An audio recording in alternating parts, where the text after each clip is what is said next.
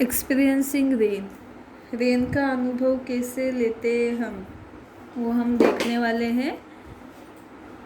It was a nice pleasant day in the month of August. The children of class 2nd were very excited as their teacher had arranged a natural walk in a park close to the school. अगस्त के महीने में जो second standard के student है उनके लिए teacher ने एक नेचुरल वॉक अरेंज किया था स्कूल में. At a sharp 8 a.m., the children gathered in the school compound and accompanied their teacher for the natural walk. तो टीचर ने शार्प सुबह के 8 बजे बच्चों को बुलाया था स्कूल के कंपाउंड में नेचुरल वॉक के लिए. It had rained the night before and the rain had cleaned the whole place. The trees were nice and green. Some colorful flowers grew on the side of the pathway. रात को बारिश हुई थी और अभी बारिश नहीं है, क्लीन हो गया है सब जगह, मतलब बारिश बिल्कुल भी नहीं है. और जो पेड़ वगैरह है वो ग्रीन दिख रहे हैं और साइड में कलरफुल फ्लावर आए हुए हैं गार्डन में हर जगह. The children could see different colorful birds chirping around. बच्चों ने क्या देखा, हर जगह अलग अलग रंगों के जो बर्ड्स होते हैं वो किलबिल कर रहे थे. They watched little frogs jumping about and snail crawling on the wall. और उन्होंने क्या देखा, जो फ्रॉग है छोटे छोटे फ्रॉग यहाँ से वहाँ कूद रहे थे और जो स्नेल्स थे वो वॉल पे चढ़ रहे थे. They also saw some earthworm. और उन्होंने कुछ earthworm भी देखे. इस पिक्चर में देखिए earthworm है, स्नेल है और ये फ्रॉग्स है. Slowly the sky started getting covered with a dark cloud. फिर से आसमान में बारिश के बादल आ रहे थे. It started to drizzle. और हल्की हल्की बारिश होना स्टार्ट हो रही थी. The teacher asked the children to wear their raincoat, which they had carried along with them. Teacher ने बच्चों को बोला कि रेनकोट पहने जो उन्होंने उनके साथ लाए थे.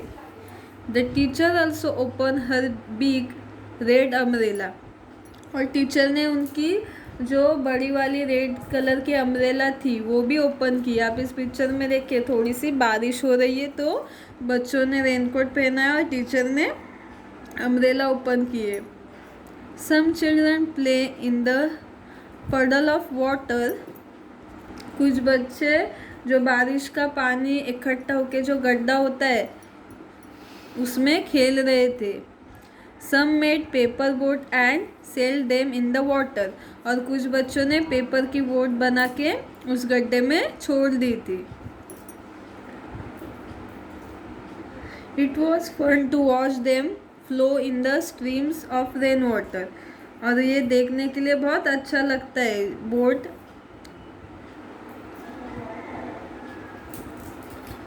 After some time it started thundering.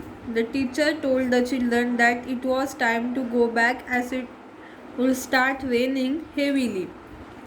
थोड़े देर बाद बिजलियाँ कड़कने लगी तो टीचर ने बोला कि अभी जोर से बारिश होने वाली है, हमें रिटर्न जाना चाहिए. On this way back, they saw a small stream of water flowing on the road. They also saw the river, which was now flowing with lots of water. और रिटर्न आते समय उन्होंने क्या देखा, छोटे छोटे स्ट्रीम्स बह रहे थे, पानी के स्ट्रीम्स बह रहे थे और रिवर भी देखी जिसमें बहुत सारा पानी बह रहा था एक साथ. They reached the school just in time before it started to rain heavily. The children enjoyed the natural walk very much. वो स्टूडेंट और टीचर टाइम पे स्कूल में पहुंच गए कि बारिश जोर से आने से पहले. और बच्चों को बहुत मज़ा आया नेचुरल वॉक के लिए।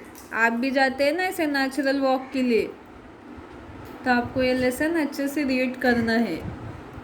Dam is a barrier place across a river to stop the flow of water. क्या आपको पता है ये जो डैम होता है वो किस लिए हम बनाते हैं? पानी जो है स्टोर करने के लिए, पानी रिवर का जो पानी बहता है वो रोकने के लिए और एक जगह स्टोर करने के लिए हम लोग डैम बनाते हैं। अभी नेक्स्ट क्या है? स्टोरी है एक, द थ्रस्टी क्रो, प्यासा कौवा, उसकी हम स्टोरी देखने वाले। Kalu the crow live in a village. एक क्रो है, उसका नाम क्या है? कालू। वो एक विलेज में रहता है, एक गांव में रहता है। One sunny day he flew to the neighbouring village to meet uncle crow. और एक दिन वो क्या करता है, अपने अंकल को मिलने के लिए साइड के गांव में जाता है। Crow Kalu uncle was very wise crow. Kalu के जो अंकल थे वो बहुत होशियार थे। On his way back home Kalu felt very thirsty. There was no pond or any water nearby. और कालू रिटर्न आ रहा था घर, तब उसको बहुत प्यास लगती है और रास्ते में कोई भी पानी, कहीं भी पानी नहीं होता है और कोई भी तालाब नहीं होता है उसके आसपास में। Oh I am so thirsty, how can I get some water, he thought. तो कालू जो होता है वो क्या बोलता है, मुझे बहुत प्यास लगी है, मुझे पानी कैसे मिलेगा। As Kalu was flying he saw a pot on the ground below. Kalu flew down towards the pot. Kalu जब आसमान में उड़ रहा था तब उसने एक नीचे पॉट दिखा। उसके बाद वो पॉट देख के ज़मीन पे आया, उतरा। But alas the water in the pot was very low. पर उसने देखा, कालू ने, कि उसमें पानी तो था पर वो बहुत ही कम था। Kalu try to drink the water but could not reach the water. Kalu पानी पीने की कोशिश करता है पर वो पानी तक पहुंच नहीं पाता। He remembered that his wise uncle had taught him to always try and try again, so he tried again. जो उसके कालू के अंकल थे वो बहुत होशियार थे। उसने कालू को क्या सिखाया था कि हमेशा ट्राई करने का, कभी भी हार नहीं मानने की, ट्राई करते रहने का। तो उसके लिए वो कालू फिर से ट्राई करता है कि पानी उसे कैसे मिलेगा। Just then Kalu saw some pebbles on the ground. He picked up the pebbles one by one and dropped them into the pot. तो कालू ने ज़मीन पे गिरे हुए स्टोन देखे, पत्थर देखे, और वो एक एक करके उस पॉट में डाल रहा था। The water in the pot rose higher and higher. तो पॉट में पेबल्स मतलब पत्थर डालने के कारण वो पानी क्या हुआ, ऊपर आते गया।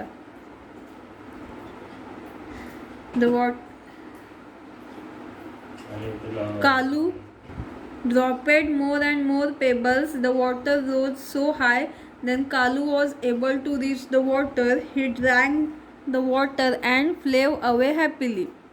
तो इसके लिए पानी ऊपर आता है, इसके कारण कालू ने और पत्थर उसमें डाले और पानी ऊपर आया और कालू इजीली वो पानी पी सका और उसकी प्यास बुझ गई और वो वहाँ से खुश होके चला गया। मोरल क्या है इस स्टोरी का? Where there is a will there is a way. अगर आप मन लगा के मेहनत करोगे तो आपको उस चीज़ का फल ज़रूर मिलेगा। तो हमेशा आपको कभी भी हार नहीं माननी है, आपको ट्राई करना है हमेशा, तो आपको उसका फल मिलेगा। अगर आपको होमवर्क करने में कंटाला आ रहा है फिर भी आपको कंटाला नहीं करना है, आपको ट्राई करना है हमेशा, ताकि उसका आपको रिज़ल्ट जो है अच्छा आए और आप फ्यूचर में एक अच्छा आदमी बन सके। तो ये आपको वीडियो अच्छे से देखनी है और स्टोरी समझनी है। Thank you.